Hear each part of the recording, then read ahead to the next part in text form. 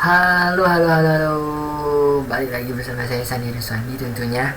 Nah, dalam channel networking, jaringan, dan review-review tentang internet lah ibaratnya ya. Nah, oke, jadi saya langsung em, mempercepat videonya karena biasanya teman-teman itu pun apa nggak punya waktu ya nontonnya yang terlalu lama. Jadi cekidot aja. Pernah nggak kalian kejadian seperti ini? Pada mikrotik kalian kayak ada notif seperti warna merah gini. Nah, ini login failure admin from via API. Wah, via API itu apa sih sebenarnya? Terus ada juga notif yang misalnya eh, via telnet, via SSH. Nah, sesuai dengan judul, apa itu IP service-nya? Pada sebuah mikrotik, kalian bisa melihat di sini ada IP, ya, ada IP. Saya besarin aja. Kalian pergi ke menu IP. Nah, pada menu IP di sebuah mikrotik itu, kalian perlu pilih service ya, services ini. Nah, di sini nih. Apa itu IP service? Jadi kita balik lagi ke log yang ada di sini ya, lognya. Bentar ya. Di mana? Oke, ini warna merah nih ya. Nah, ini log. Log ini dia via API di sini. Jadi apa sih fungsi IP service ini? Buat kalian yang awam tentang mikrotik pasti bingung lah pokoknya. Nah, jadi saya sini jelasin secara cepat, ringkas, dan kalian paham gitu. Nah, IP service ini adalah port untuk kita mengakses dari jauh atau mengakses remote gitu, atau mengakses lokal sebuah mikrotik kita dengan menggunakan port. Jadi meskipun kita tahu nih IP address-nya, misalnya nih 103.13.234 bla bla bla gitu kan. Nah, apabila kita menggunakan port bawaan seperti ini, kita tidak perlu menambahkan yang namanya port lagi. Jadi ya, contoh nih ya, ini ada mikrotik dengan IP sessionnya segini, ini IP publik ya, IP publik. Apabila kalau saya menggunakan Winbox bawaan 8291, ini bawaan dari Winbox atau mikrotik ya. Nah, saya akan contohkan lagi satu yang IP service-nya itu sudah diamankan. Karena kenapa mikrotik ini bisa suatu saat bisa terhack atau gimana? Karena bisa jadi lupa passwordnya atau gimana gitu kan. Intinya kita mengamankan sebuah mikrotik kita itu agar tidak bisa diakses oleh orang jauh gitu kan. Nah, saya akan contohkan yang sudah menggunakan port. Nah, ini kalian lihat di sini atau di rumah saya di sini, ya ini banyak ya di sini. Kalian ada lihat nggak? Kalau yang ini IP-nya lokal karena di rumah saya, tapi kalau yang port ini itu karena sudah kita ubah menuju portnya di sini. Nah, itu namanya ibaratnya mengubah IP supaya orang itu tidak bisa melacak portnya itu yang beribu-ribu. Oke. Jadi sebagai contoh ya, saya akan mengubah, ada satu contoh di sebuah server. Nah, ini. Kalau kalian lihat di sini perbedaannya ya. Oke. Ini saya close dulu. Oke, di sini ada IP, terus ada service juga. Nah, ini adalah perbedaan antara ini yang sebelah kiri belum diamankan, sedangkan yang sebelah kanan sudah diamankan. Kalian lihat nggak di sini ada namanya, ada IP service-nya yang Winbox. Kita kalau login via Winbox itu menggunakan port 8291, itu kita nggak perlu menambahkan port pada IP-nya. Jadi pakai IP doang itu, lokal kalian berapa itu udah bisa masuk. Tapi apabila kalian mengubah pada Winbox ini, mengubah portnya, misalnya contoh nih, awalnya 8291 bawaannya, jadi saya ubah ke 9876. Nah, maka kita harus memasukkan portnya, itu harus tahu port ini. Jadi yang tahu kan hanya kita tuh, ya nggak mungkin kan mikrotik kita bisa terhack kalau misalnya dia tahu Winbox-nya, port Winbox-nya berapa. Itu pertama. Nah, biasanya kita kalau untuk mikrotik itu kalau nggak Winbox, iya pakai Google gitu aja sih kan. Nah, API ini adalah untuk membuat, bisa juga remote, bisa juga biasanya ini API ini digunakan oleh Micmon ya. Bawaannya itu adalah 8728. Eh, pada dasarnya sih sebenarnya API ini buat mungkin pengkompresian yang lain ya.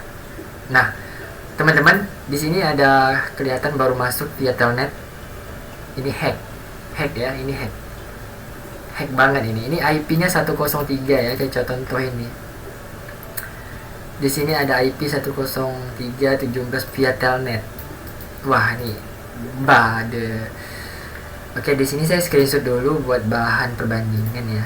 Nah, sebentar. Hack ya.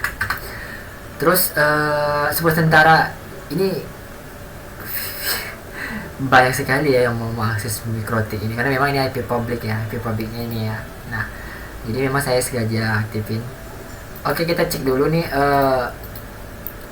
apa namanya, what's my IP. IP tadi yang hack itu siapa sih gitu kan?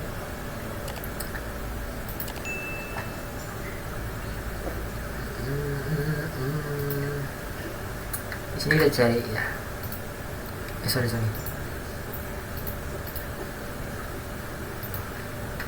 Ya, ini kenapa saya langsung. Nah, di sini ada IP-nya dari India. Wow, dari India. Dari India nih. Dari India mau mencoba mengakses ke mikrotiknya. Nggak tahu ya mau apa atau gimana. Bisa jadi kan kalau data di sebuah mikrotik ini sangat berharga ya minta uang kan. Nah, oke, pertama kita amankan dulu nih.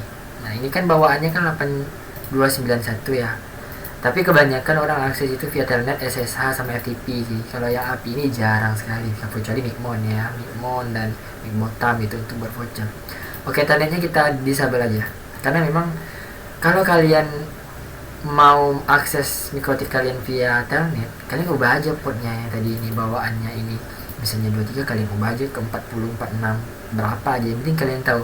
Karena pada umumnya telnet SSH itu 22 dan 3.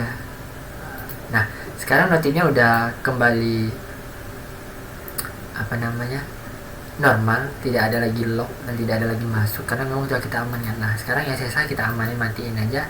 FTP nya juga kalau nggak pakai dimatiin aja. FTP ini buat ngambil data, seperti di file ini kita bisa ngambil datanya.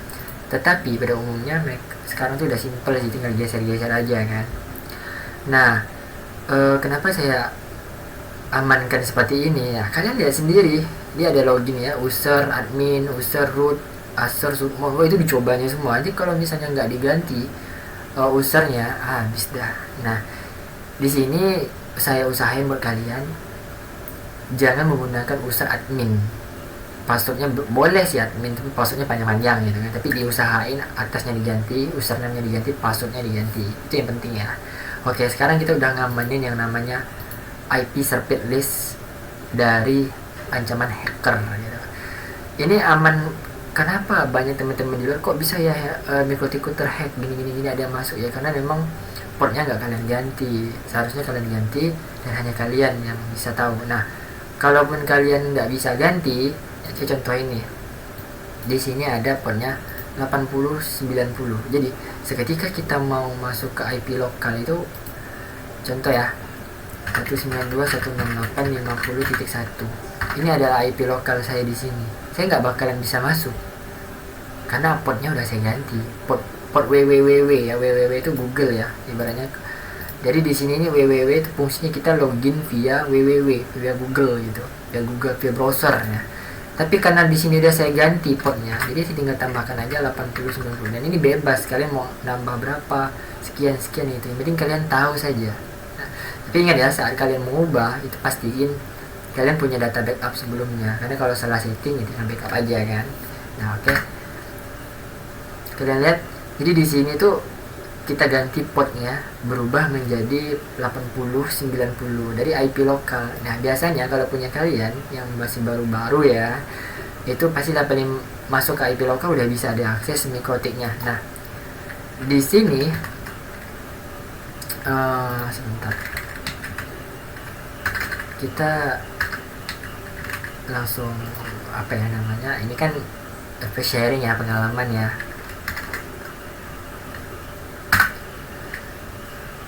Nah, ini udah masuk ya teman-teman di Mikrotik IP lokal saya. Tapi juga bisa kalian remote dari jauh. Itu nanti tahap selanjutnya. Intinya kalian amanin dulu nih, baik IP lokal, IP remote kalian, supaya nggak dihack dari jauh gitu. Nah, kita contoh di log itu. Nah, kalau log yang bagus itu adalah hitam semua seperti ini, tanpa ada error, ada error, ada looping atau gimana, warna biru. Intinya kalau warna di log itu warna biru itu bagus ya. Warna hitam, karena warna biru sama merah tuh error biasanya. Oke teman-teman, pelajaran buat IV service-nya udah cukup sampai di sini. Kemungkinan kalian bisa memahami ya arti IP service ini ya. Itu sangat fatal kalau kalian masih belum diaktifkan lah, ibaratnya mengganggu aja sih. Karena gini, meskipun dia nggak bisa masuk, tapi kan lognya ada tuh. Nah, log itu kan nanti penuh bisa ngabisin memori kan. Ya itu aja sih saran aku buat teman-teman Mikrotiknya. Buat pada video kali ini itu servisnya boleh deh dimatiin untuk keamanan tersendiri. Kalau nggak diperluin, kalau mau dia perluin lagi diaktifin aja sebentar lalu masuk lagi kayak gitu ya. Oke, jangan lupa buat subscribe dan klik tombol loncengnya, karena nanti ada info-info lagi yang baik buat teman-teman ya. Thank you for watching.